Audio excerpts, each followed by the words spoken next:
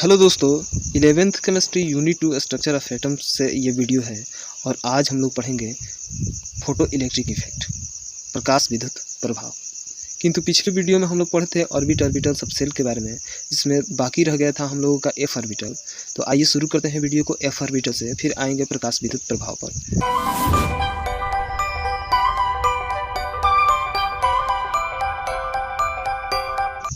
तो F orbital इसकी आकृति अब तक अस्पष्ट है, किंतु इसमें 14 इलेक्ट्रॉनों की रखने की क्षमता होती है और इसका निरूपण 7 कोष्ठकों अर्थात 7 वर्गों से करते हैं और इसमें 7 अभिविन्यास माने जाते हैं, जिसे 7 कोष्ठकों से निरूपित करते हैं 1 2 3 4 5 6, जिसमें प्रत्येक कोष्ठक में अधिकतम 2 इलेक्ट्रॉन हो सकते हैं। इसलिए 7 कोष्ठक गुणे 2 इलेक्ट्रॉन इक्वल टू 14, अर्थात एफ ऑर्बिटल में अधिकतम इलेक्ट्रॉनों की संख्या हो सकती है 14। और फाइनली हम लोग आ गए अपने मुख्य टॉपिक पर, प्रकाश विद्युत प्रभाव, फोटो इलेक्ट्रिक इफेक्ट। धातु के सतह पर या धातु के परत पर प्रकाशीय किरणों के आपतित होने से इलेक्ट्रॉनों के मुक्त होने की घटना को प्रकाश विद्युत प्रभाव कहते हैं। यहाँ पर मिस्टेक है, प्रकाश होगा। सिंपल सा डेफिनेशन है इसका। क्या बोल रहा है डेफिनेशन में, एक बार और रिपीट करते हैं कि धातुई सतह पर या धातु के परत पर प्रकाश किरण के आपतित होने से इलेक्ट्रॉन मुक्त होती है तो उसे प्रकाश विद्युत प्रभाव कहते हैं, फोटो इलेक्ट्रिक इफेक्ट कहते हैं। और इनमें से मुक्त इलेक्ट्रॉन, जो मुक्त होते हैं इलेक्ट्रॉन, उसे फोटो इलेक्ट्रॉन के नाम से जानते हैं। इनके मुक्त होने में लगी ऊर्जा, नेक्स्ट है इनके मुक्त होने में लगी ऊर्जा थ्रेशोल्ड एनर्जी कहलाता है। और नेक्स्ट है इसी में इस स्तर की देने वाली आवृत्ति को थ्रेशोल्ड आवृत्ति कहते हैं। यदि इसे फिगर के माध्यम से समझेंगे तो ये धातु की सतह है जिस पर प्रकाश की किरणें आपतित होती है, और यहाँ पर लिखा है, नोट करने वाली बात है कि प्रकाश के किरणों को प्रकाश के फोटोन लिखा है। तो बताना चाहूँगा कि प्रकाश की किरणों को फोटोन के नाम से जाना जाता है। तो जब प्रकाश की किरणें धातु के सतह पर आपतित होती है, पड़ती है, तो इलेक्ट्रॉन मुक्त होते हैं, जिसे फोटो इलेक्ट्रॉन के नाम से जाना जाता है।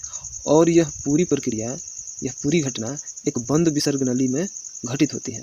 इसीलिए सोलर पैनल पर आप देखे होंगे, सोलर पैनल के ऊपर एक शीशे की कवर चढ़ाई जाती है जो बंद विसर्ग नली का काम करती है।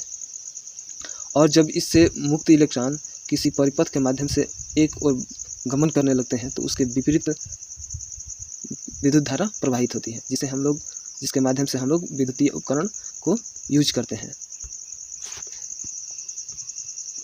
1879 ईस्वी में हेनरी हटरेज ने रुबिडियम तथा सीजियम धातु के परत पर प्रयोग किया और यह प्रमाणित किया कि ऐसा करने से इलेक्ट्रॉन मुक्त होते हैं, जिसे एक फिगर के माध्यम से समझेंगे कि सोलर पैनल पर मुख्य रूप से 2 धातुएं प्रयुक्त होती है, सीजियम और रुबिडियम।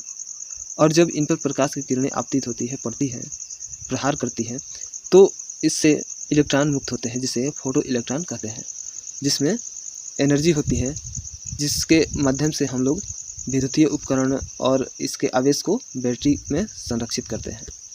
तो ये थी प्रकाश विद्युत प्रभाव की डेफिनेशन और कुछ छोटी मोटी बातें, किंतु प्रकाश विद्युत प्रभाव से कुछ मुख्य बातें समझेंगे। नंबर 1 है कि धातुई परत पर प्रकाशीय किरणों के आपतन तथा इलेक्ट्रॉन के मुक्त होने के बीच कोई समय अंतराल नहीं होता है। अर्थात जैसे ही सोलर पैनल पर प्रकाश की किरणें आपतित होती है, वैसे ही इलेक्ट्रॉन मुक्त होते हैं, अर्थात इनके बीच कोई समय अंतराल नहीं होता है। जैसे ही प्रकाश की किरणें आपतित होती है, वैसे ही इलेक्ट्रॉन मुक्त होते हैं। नंबर 2 कि मुक्त फोटो इलेक्ट्रॉन की संख्या प्रकाश की तीव्रता पर निर्भर करता है, अर्थात प्रकाश की तीव्रता के समानुपाती होता है। जितनी प्रकाश की तीव्रता अधिक होगी, उतना ही फोटो इलेक्ट्रॉन की संख्या अधिक होगी। और नंबर 3 यही बोल रहा है कि फोटो इलेक्ट्रॉन की गतिज ऊर्जा प्रकाशीय तरंग की आवृत्ति के समानुपाती होता है, अर्थात प्रकाशीय किरण की आवृत्ति जितनी अधिक होगी, उतना ही फोटो इलेक्ट्रॉन की गतिज ऊर्जा अधिक होगी, अर्थात फोटो इलेक्ट्रॉन अधिक गति से गमन करेंगे। और नंबर 4 कह रहा है कि प्रकाशीय किरणों की वैसी आवृत्ति जो थ्रेशोल्ड एनर्जी दे सके, ऊर्जा दे सके, वो थ्रेशोल्ड आवृत्ति वाली किरण कहलाती है।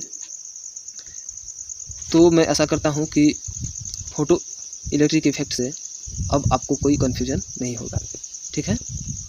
पदार्थ का द्वैत आचरण, डुअल नेचर ऑफ मैटर, पदार्थ का वह गुण जिसके कारण वह कण तथा तरंग की तरह आचरण करता है। पदार्थ का द्वैत आचरण या दोहरी प्रवृत्ति कहलाता है।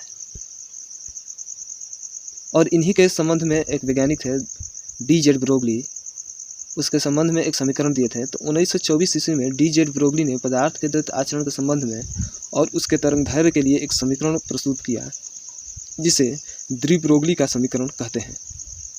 ये समीकरण कैसे उन्होंने लिया? तो आइंस्टाइन के कणिका सिद्धांत तथा प्लैंक के क्वांटम थ्योरी के आधार पर समीकरण प्रस्तुत किया, जो इस प्रकार है। समीकरण किस प्रकार है? आइंस्टाइन के कणिका सिद्धांत जो कह रहा है कि E बराबर mc²। आइंस्टाइन का कणिका सिद्धांत कहता है E बराबर mc², अर्थात किसी पदार्थ का एनर्जी उसके मास और प्रकाश के चाल के स्क्वायर के गुणनफल के बराबर होता है। और प्लैंक का क्वांटम थ्योरी जो तरंग सिद्धांत कहलाता है, उसके अकॉर्डिंग होता है E बराबर hc/λ। तो समीकरण 1 और 2 से E कैंसिल हुआ और बचा समीकरण 1 और 2 से प्राप्त हुआ hc/λ और mc²। तो c और इसमें से का एक c कैंसिल आउट हुआ, तो लैम्डा बराबर हुआ h/mc, जिसे D.Z. ब्रोगली का समीकरण कहते हैं। और D.Z. ब्रोगली का समीकरण से कोई न्यूमेरिकल आएगा तो इसी फॉर्मूला पे बनेगा। जबकि आगे देखते हैं क्या होता है। चूँकि mc बराबर मास गुणे वेलोसिटी बराबर होता है संवेग, जिसे p से डिनोट करते हैं, अर्थात लैम्डा बराबर, यहाँ पर लैम्डा बराबर हो सकता है h/p, जहाँ h क्या है? Planck constant. ये h प्लैंक कांस्टेंट है। जब कांस्टेंट का मान हटता है तो समानुपाती का चिन्ह लगता है, अर्थात lambda is inversely proportional to 1/p, अर्थात जब संवेग बढ़ेगा तो तरंगदैर्घ्य घटेगा और तरंगदैर्घ्य बढ़ेगा तो संवेग घटेगा। इसके व्यक्त कर्मानुपाती होता है। तो पदार्थ के द्वैत आचरण के संबंध में हाइजेनबर्ग का अनिश्चितता का सिद्धांत है। हाइजेनबर्ग 1927 ईस्वी में एक जर्मन वैज्ञानिक थे, वर्नर हाइजेनबर्ग ने पदार्थ के द्वैत आचरण के संबंध में एक सिद्धांत का प्रतिपादन किया, जिसे हाइजेनबर्ग का अनिश्चितता का सिद्धांत कहते हैं। इस सिद्धांत में क्या है?